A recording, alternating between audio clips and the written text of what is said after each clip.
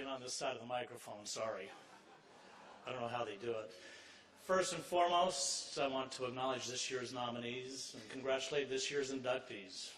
What a privilege to have worked with, or for, everyone of this year's Hall of Fame inductees, with the exception of Dick Button, maybe someday. When I think about someone being inducted into the Hall of Fame, my first thought is, wow, that person must be old. I then look at Marv Albert and myself. As far as I know, Marv, you and I are the only inductees tonight that are still working full-time. I mean, look at Jerry Steinberg. He's accepting posthumously tonight.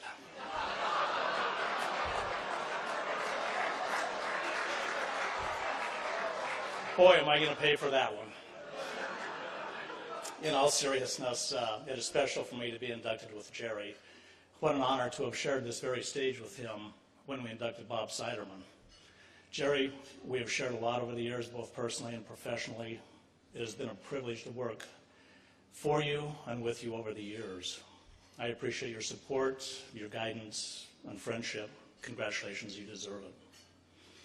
When I took the call from Ken Agard informing me that I had been voted into the Sports Broadcasting Hall of Fame, I was at Home Depot buying a toilet for my guest bathroom. You know, I don't think there is anyone that would have enjoyed installing a toilet that day more than me. Tonight is a night of gratitude for me. I am grateful to so many of you for the opportunities you have afforded me, both personally and professionally. I do realize that one doesn't get here by themselves. Being voted into the Sports Broadcasting Hall of Fame is quite an honor. It makes it an extraordinary honor being voted in by our peers. For those of you that stuck with me through the dark times, I appreciate it. For those that didn't, I don't blame you. I must first start with my parents. Without their love, support, and guidance, I wouldn't be where I am today. They gave me the freedom, the encouragement to try and to do anything I wanted. I really wanted my mother to be here tonight to share this great honor. Unfortunately, at 92 years old, the trip from Salt Lake to New York posed too big of a challenge for her. I know she is watching the live stream tonight at home with my sister. Mom, I really want to thank you and Dad for what you did for us. You were our rock. You were always there for us, to feed us, to love us, and to encourage us. And for that, I'm eternally grateful. Thanks, Mom.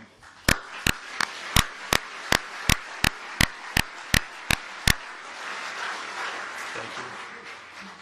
I also want to thank my sister Charnel and my brother Bill for their love and support and taking care of Mom and the support over the years. I grew up in Ogden, Utah, and attended Weber State College. I studied music. I really wanted to be a musician, but as fortune would have it, once I met real musicians, I knew my career as a musician was over.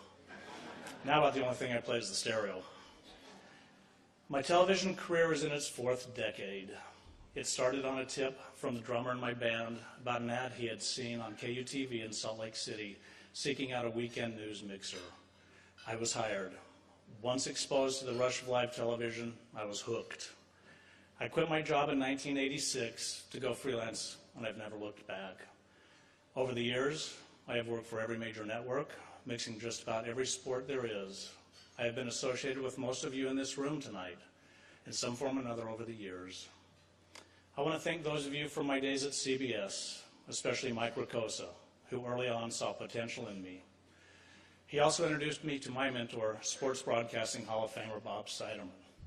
Not only was Bob a professional inspiration by teaching me the ropes of network television, but a personal inspiration as well. He was taken from us way too early. He is well represented tonight by his widow Andrea and his daughter Ashley. Thank you for sharing this moment with me. I am touched.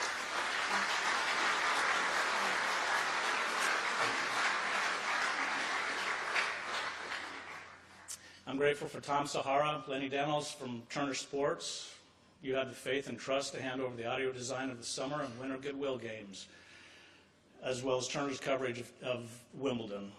I consider Tom a dear friend. Most influential has been my Fox family. Of course, Chairman Hill for his inspiration, insight, Ed Gorin, and Eric Shanks.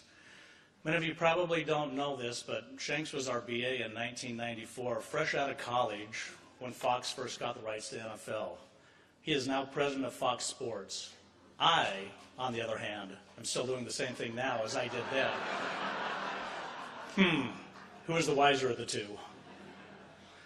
But most importantly, at Fox, I want to thank Mike Davis and the Field Operations Group for their support by entrusting me with some of Fox's biggest shows, most notably their Super Bowls and Daytona 500s. I would be hard-pressed to work for a better group. Thanks, Mike.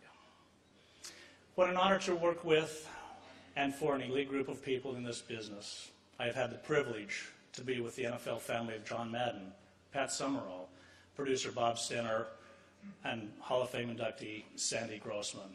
Wow, that's pretty impressive. I'm so grateful. Most currently, and for the last 15 years, Joe Buck, Troy Aikman, producer Richie Zients, and director Rich Russo. You know, it must be a special night. Russo actually has on a tie.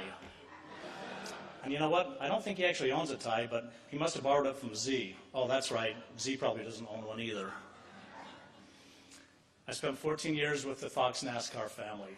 Mike Joy, Darrell Waltrip, Larry McReynolds, Jeff Hammond, Chris Myers, Bruce Barry Landis, and my friend, director Artie Kempner.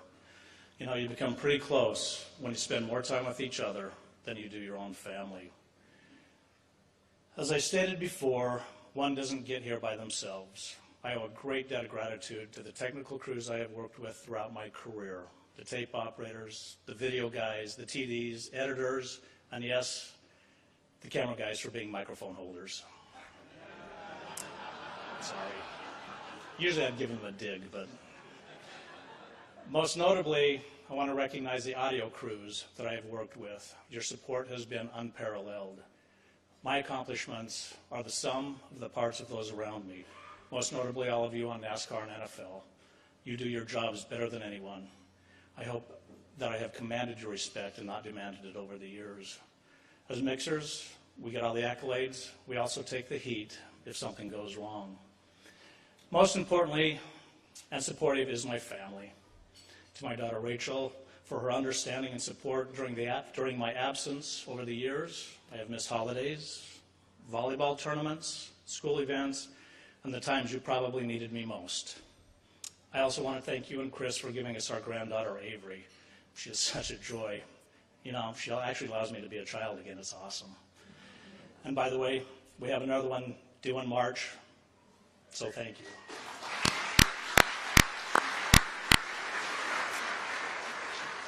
To my wife, Bev, for holding down the fort while being on the road. She pays the bills, takes care of things that break, and makes sure that there is food in the house when I get home. Being a former flight attendant, she understands the logistics of travel and the support needed at home. Thank you, Bev. I love you, and I couldn't do it without you. Thank you.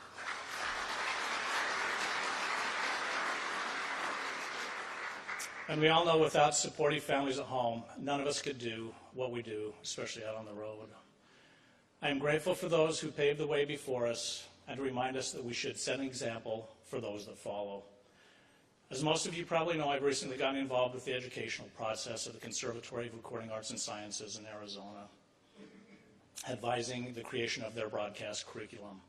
Students enroll to learn music recording, mixing, live sound, post-production, or gaming. They know nothing about broadcast audio or that it even exists. By the time they finish their broadcast cycle, many want to start a career in broadcasting. We teach them the basics of broadcasting, from comms to mixing a live show on their own. A requirement for graduation is to do an internship. Over the years, relationships have been forged with studios that provide internships for music recording or live sound, but few in broadcasting. I hope that those of you here tonight that have an opportunity to provide internships do so. Remember, someone gave us each a chance. It's time for us to give back. The biggest winner tonight is the SVG Sports Broadcasting Fund. It provides a way for sports broadcasting community to do what it does best, to support each other in times of need. All of tonight's proceeds go to help those in our industry. It is rare that an industry takes care of their own like we do.